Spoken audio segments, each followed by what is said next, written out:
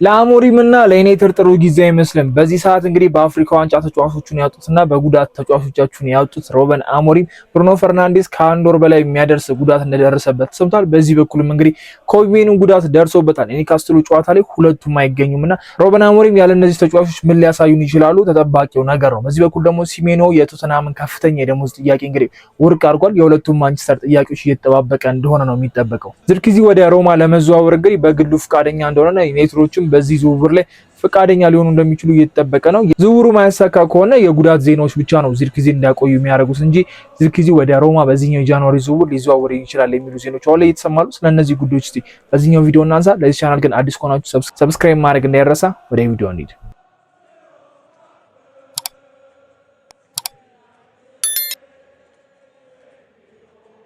ቪላ ፓርክ ድረስ ተጉዞ እንግዲህ 2-1 የተሸነፈው ዩናይትድ ከ3 ነጥቡ በላይ እንግዲህ ትልቁን ተጫዋቹን እንግዲህ ብሩኖ ፈርናንዴዝ ለአንድ ወር እና ከዛ በላይ ሊቆይ የሚችል ጉዳት አስተናግዶ እንግዲህ መጥቷልና ከ3 ነጥቡ በላይ የብሩኖ መጎዳት ነው ትንሽ ሊያሳስብ የሚገባው። ጥሩ ጨዋታ ተጫውቷል፣ ጥሩ ፐርፎርማንስ አሳይቷል።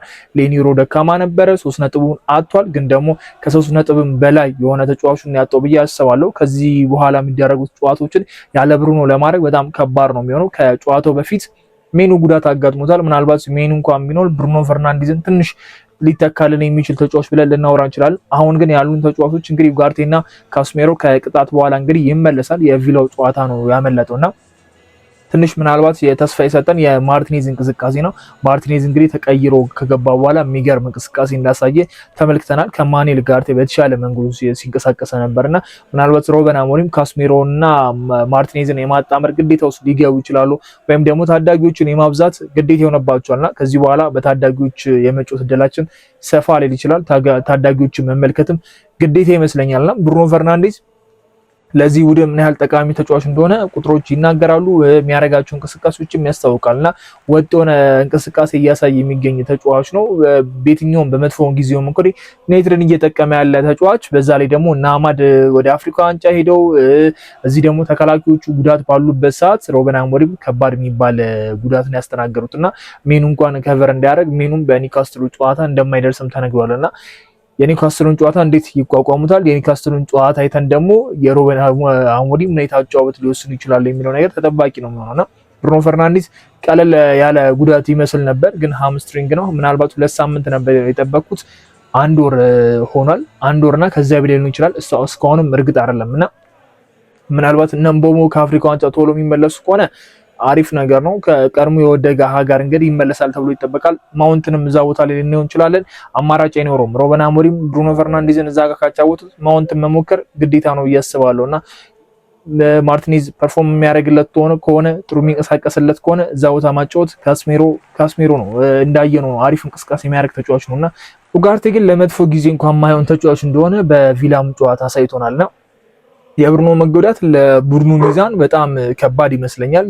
ወደኋላም ላለው መከላከል ወደፊትም ለማጥቃትም ያለው እንቅስቃሴ ትንሽ መጥፎ ይመስላል። ትናንትና እሱ ከወጣ በኋላ ከረፍት በኋላ የነበረው እንቅስቃሴ አሪፍ ነበር። ይሄ መጥፎ የሚባል አይደለም፣ ግን ከጨዋታ ትናንትና አሪፍ የተጫወቱ ተጫዋቾች እነዛ ያሳዩናል። ሎርጉ እንደ ትናንትናው ኒውካስትል ላይ ይጫወታሉ። የሄቨን እንደዛው ፐርፎርማንሱ ይቀጥላል።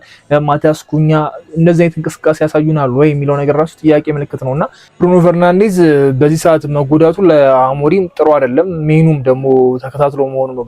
በዛው ቦታ ላይ የሚፎካከሩ ተጫዋቾች በዚህ ሰዓት መጎዳት ለሜኑም ለሱም ጥሩ አይደለም፣ ለሮበን አሞሪምም ጥሩ አይደለም። ሜኑ ምናልባት ጃንዋሪ ላይ ሊለቅ ይችላል የሚሉ ዜናዎች ነበሩ፣ ግን ደግሞ አሁን ሮበን አሞሪም ብሩኖም ተጎድቶባቸው በዚህ ሰዓት እንደማይለቁት በጣም ግልጽ ነውና ሜኑ ምናልባት እድል ያገኛል ራሱን ያሳይበታል ብዬ ያሰብኩት ታይም ነበረ። የሱ ጉዳትም 2 ጨዋታ ሚስ የሚያስደርገውናልና 2 የኒውካስትሉ ጨዋታ እንደሚያመልጠው እርግጥ ነው። ከዛ በኋላ ያለው ጨዋታ ግን ያምልጠው እስካሁን የተረጋገጠ ነገር የለም። ራሳቸው ሮበን አሞሪም ግን እንደሚያመልጠው ተነግሯል የኒውካስትሉን ጨዋታና ሜኑ እንኳን ቢሆን ሬንን ቦታ አሪፍ ያደርገዋል ብዬ አስባለሁና ፊት ለፊቱ ስቲል በማውንት በሴስኮና በኩኛ መጫወት ይቻላል። መሀል ላይ ግን በማርቲኔዝና በካስሜሮ መጫወት በጣም ግዴታ ነው የሚሆንበትና የሌኒሮ ነገር ግን አሳሳቢ ሊሆን ይገባል። በዚህ ዓመት ያለው ፐርፎርማንስ በጣም ወጥ አይደለምና መጥፎ የሚባል ፐርፎርማንሶችን እያሳየ ስለሆነ ተከላካይም ትንሽ ፎከስ ማድረግ ያለበት ይመስለኛል። አሞሪም ትንሽ ችግር ውስጥ የሚያስገባበት ጊዜ ላይ ደርሷል። አሁን ሊፈተን ነው ያስባሉና እስከዚህ ድረስ እድሎች ነበሩት። ቶፕ 4 ውስጥ የመግባት አጋጣሚዎችን አልተጠቀመም። 3 ነጥብ በቀላሉ ሊያሳካባቸው የሚችላቸውን ጨዋታዎች ማሸነፍ ሳይችል ቀርቶ አሁን ላይ ግዴታ ሊወርድበት የሚችልበት ወደ 10 ምናምንኞቹ ሊወርድበት የሚችልበት አጋጣሚ መጥቷል ብዬ አስባለሁና እነ ኤቨርተን እነ ኖቲንግሃምን ስናስብ እነ ዌስትሃምን ስናስብ በቀላሉ 3 ነጥብ ሊያሳካባቸው የሚችሉ ጨዋታዎች ነበሩ። እነዛ 3 ነጥቦች ቢያንስ በዚህ ሰዓት እንኳን ቢንገጫገጭም ከቶፕ 4 እንዳይርቅ የሚያደርግበት ሞመንት ነበር። አሁን ግን ግዴታ የሚያርቀው ይመስለኛል። ሊቨርፑል ወደ አሸናፊነት እየተመለሰ ነው። ሰንደርላንድ ጥሩ እንቅስቃሴ ላይ ያለው፣ ቼልሲ ምንም እንኳን ቢንገጫገጭም የሆነ ቶፕ 4 ላይ እዛው ቀርቷል። ከቪላ ጋር ያለው የዲፈረንስ በጣም ሰፊ ነውና ለአራተኛው ቦታ መታገል በዚህ ሰዓት ላይ ከበድ ነው የሚለው የጃንዋሪ ዝውውር ሲከፈት ዩናይትድ ቶሎ ተጫዋች ያስፈርማሉ። የብሩኖ ፈርናንዴዝ ምን ያህል ይቆያል የሚለው ነገር ራሱ ጥያቄ ነውና በዚህ በኩል ዝርክዚም ወደ ሮማ ያመራል የሚሉ ዜናዎች በዝተዋል። በግሉ ጉዳይ እንደተስማማና ዩናይትዶችም 40 ሚሊዮን ለመቀበል ፈቃደኛ እንደሆኑ የተወሰነ ነገሮች እየወጣ ነው። ግን ደግሞ የጉዳት ዜናው ዝርክዚን እንዳይሸጥም ሊያደርገው ይችላል እየተባለ ነው በዚህ ሰዓትና ተጫዋቾች እንዳይሸጡ ሜኑም እንዳይሸጥ ዝርክዚም እንዳይሸጥ የብሩኖ ጉዳት ምን ያህል ይቆያል እና አማድ እና በሞ ምን ያህል ይጓዛሉ የሚለው ነገር ራሱ ተጠባቂ ነውና ከና አማድ በላይ ራሱ የብሩኖ ጉዳት ሊያሳስበን ይገባል። እነሱ የአፍሪካ ዋንጫ ትንሽ ቶርናመንት ናት፣ ቶሎ ሊመለሱ ይችላሉ። የብሩኖ ነገር ግን አንድ ወር እንኳን ተብሎ ከአንድ ወር በኋላ ሲመለስ ፊት እስከሚሆን ድረስ ይጠበቃል ምናምን ነገርና እና አማድ ቀድሞት እንደሚመጡ ነው ከዚህ በኋላ የሚጠበቀውና አሞሪም ምን አይነት ተጫዋቾች ይጫወታሉ፣ የጃንዋሪ ዝውውር ምን አይነት ተጫዋቾችን ሊያሳየን ይችላል የሚለው ነገር በጣም ተጠባቂ ነው። በዚህ በኩል ኔቬስ አለ፣ ኔቬስን እየጠበቁ ነው። ወር ደግሞ ጋር ማለት ከሁለት አንዱ ግዴታ ማስፈረም ያለባቸው ይመስለኛል። ሮበን አሞሪም እንደተናገሩት ከሆነ ደግሞ ለሾርት ተርም ብለን የምናስፈርመውን ማየት ተጫዋች የለም፣ በቃ የረጅም አመት እቅዳችን ነው የሚሆነው ብሏል። ልክ እንደ ሴስኮ ረጅም አመት ሊያገለግላቸው የሚችል ተጫዋች ነው ይፈልጉትና እና ኔቬስን ጋራጋሪን ስንመለከት ግን ዩናይትድ ለረጅም ቀን የሚፈልጋቸው ተጫዋቾች እንዳልሆነ እናውቃለን። ስለዚህ ኤደርሰን፣ ባሊባ፣ አደም ዋርተን ናቸው የሚጠበቁትና እነዛ ሶስቱ ካልሆኑ ምናልባት ዩናይትድ በዚህኛው በጃንዋሪ ዝውውር የመሃል ሜዳ ተጫዋች ላያስፈርም ይችላልና የነ ሲሜኖ ጉዳይም አሁን ተጠባቂው የሱ ይመስለኛል። ሲሜኖ የቶተንሃምን ከፍተኛ ደሞዝ የሚያስቀርብ ውል እንግዲህ ወርቅ አድርጎባቸዋልና ከሁለቱ ከማንቸስተር ሲቲ እና ከማንቸስተር ዩናይትድ የሚመርጥ ይሆናል እየተባለ ነውና አርሰናልም እዚህ ነገር ውስጥ እስካሁን ድረስ ምንም እንቅስቃሴ እያደረገ አይደለም። ሊቨርፑልም አሁንም እንቅስቃሴ እያደረገ አይደለም። ከሁለቱ ክለብ ውጪ ቶተንሃም ነበር ጥያቄ ለማቅረብ የሞከረው፣ እሱም ጥያቄ ወድቆ ሆኖበታል። ሁለቱ ክለቦች ደግሞ የዚህን ዝውውር ጉዳይ በደንብ እያጠኑበት ያሉ ክለቦች ናቸውና ሲሜኖ በዚህ ሰዓት መምጣቱ ምናልባት ሊጠቅመው ይችላል። እነዛ እስከሚመለሱ ድረስ ሲሜኖ ያው ጋና ስላላለፈች ወደ አፍሪካ ዋንጫ እሱ ፕሪሚየር ሊግ ላይ እንዲጫወት ሆኗልና ምናልባት ዝውውሩ ቶሎ የሚያልቅ ከሆነ አሪፍ ነው። ግን ደግሞ ቶሎ የሚያልቅ አይመስልም። እነዚህ የፉክክር ነገር ሲሆን ታይሙን ይፈጃል ብዬ አስባለሁና አሁን ላይ የዩናይትዶች እያዩ ያሉ ዝውውሮች የፉክክር ዝውውር ሆኗልና ሁሉንም ሲመርጣቸው በሆነ መንገድ የሚያቆይ ዝውውር ነውና ቶሎ ቢያገኘው የተሻለ ነበር። ግን ቶሎ የሚያገኘው አይመስለኝም። ከማንቸስተር ሲቲ ጋር ፉክክር ይጠብቀዋል። ማንን ይመርጣል የሚለው ነገር ሌላ ጥያቄ ነው። ከሱ ውጪ ሌላ ምንም የተሰማ አቀድም የለም።